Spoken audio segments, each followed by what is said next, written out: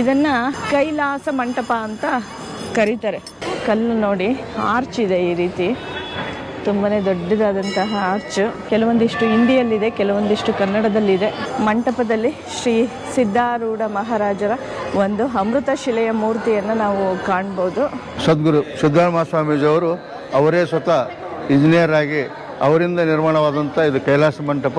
ವಿಶೇಷವಾಗಿ ಇಲ್ಲಿ ಪ್ರವಚನ ಕಾರ್ಯಕ್ರಮ ನಡೀತಾ ಇದೆ. ಜಾತ್ರೆ ಉತ್ಸವದಲ್ಲಿ ದೊಡ್ಡ ಪ್ರಮಾಣದಲ್ಲಿ ಅದ್ವೈತದ ವಿಚಾರಗಳ ಚಿಂತನೆ ನಡೀತಾ ಇದೆ. ಪ್ರತಿ ಸೋಮವಾರಕ್ಕೊಮ್ಮೆ ವಿಶೇಷವಾದ ಮಹಾಪೂಜೆ ನಡೀತಾ ಇದೆ. ಸಿದ್ಧಾರೂಢರೇ ಒಂದು ಕೈಲಾಸ ಮಂಟಪ ನಿರ್ಮಾಣ ಮಾಡಿದ ಮೇಲೆ ಮೊದಲಿಗೆ ಗುರುನಾಥರನ್ನು ಕೂಡಿಸಿ ಅವರಿಗೆ ಅಲಂಕಾರ ಮಾಡಿ ಮಹಾಮಂಗಳಾರತಿಯನ್ನು ಮಾಡಿದಂಥ ಒಂದು ಸ್ಥಾನ.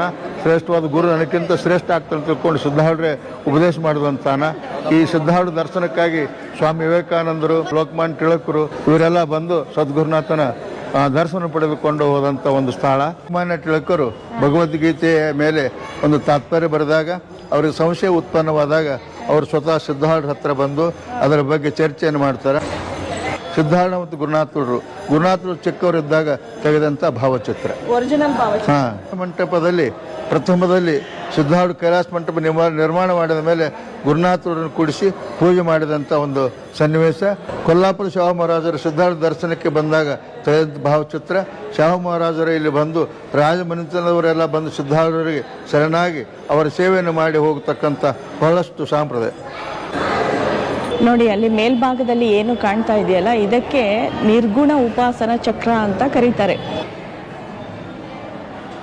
ಜ್ಞಾನ ಬೇಕಾದ್ರೆ ಜ್ಞಾನ, ಧ್ಯಾನ ಬೇಕಾದ್ರೆ ಧ್ಯಾನ ಮತ್ತು ಬಾನ, ಪ್ರಸಾದ ಬೇಕಾದ್ರೆ ಪ್ರಸಾದ, ಈ ಮೂರು ರೀತಿ ವ್ಯವಸ್ಥೆ ಇருந்து ಇದೊಂದು ತ್ರಿವೇಣಿ ಸಂಗಮ ಇದ್ದಾಗ ಯಾರು ಇಲ್ಲಿ ಬಂದು ಆ ಸದ್ಗುರುನಾಥನ ಸೇವೆಯನ್ನು ಮಾಡಿ ಧನ್ಯರಾಗ್ತಾರೆ, ಅವ್ರ ಕೃಪೆಯ ಪಾತ್ರರಾಗ್ತಾರೆ ಅಂತ ತಿಳ್ಕೊಂಡು ಹೇಳ್ತಾ ಇದ್ದೇನೆ. ನಾನು ಸಿದ್ದರಾಮಪ್ಪ ಉಳಕೂರು, ಸಿದ್ಧಾರೂಢ ಟ್ರಸ್ಟ್ ಕಮಿಟಿಯ ಗೌರವ ಕಾರ್ಯದರ್ಶಿಗಳು.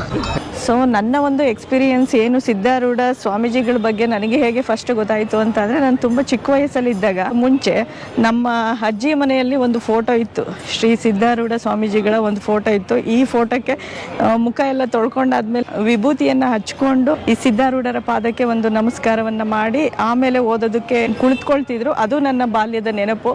ಸೊ ನನಗೆ ಅಷ್ಟು ಗೊತ್ತಿರಲಿಲ್ಲ ಅದು ಮಠ ಎಲ್ಲಿದೆ ಏನು ಎತ್ತ ಅಂದ್ಬಿಟ್ಟು ಸರಿಯಾಗಿ ಗೊತ್ತಿರಲಿಲ್ಲ. ಸುಮಾರು ಒಂದು 7-8 ವರ್ಷದ ಹಿಂದೆ ನಾನು ಪ್ರಥಮ ಬಾರಿಗೆ ನನಗೆ ಅವಾಗ ಫೈನಲಿ ಗೊತ್ತಾಯಿತು ಸಿದ್ಧಾರೂಢ ಮಠ ಅಂತ ಹುಬ್ಳಿಲಿದೆ ಅಂತ. ಸೊ ನಾನೇ ಹುಡುಕೊಬಂದು ಈ ಒಂದು ಮಠವನ್ನು ನೋಡಿದ್ದೆ. ಅದು ನನ್ನ ಒಂದು ಪರ್ಸ್ನಲ್ ಎಕ್ಸ್ಪೀರಿಯನ್ಸ್. ಈ ಮಠದ ಬಗ್ಗೆ ತುಂಬ ಜನ ವಿಸಿಟ್ ಮಾಡ್ತಾರೆ, ಉತ್ತರ ಕರ್ನಾಟಕದವರಂತೂ ತುಂಬ ವಿಸಿಟ್ ಮಾಡ್ತಾರೆ. ಸೊ ನೀವು ಪ್ರವಾಸಿಗರಾಗಿ ಬಂದರೆ ಈ ಹುಬ್ಬಳ್ಳಿಯ ಸಿದ್ಧಾರೂಢ ಮಠವನ್ನು ನೋಡ್ಕೊಂಡು ಹೋಗೋದನ್ನು ಮರಿಬೇಡಿ.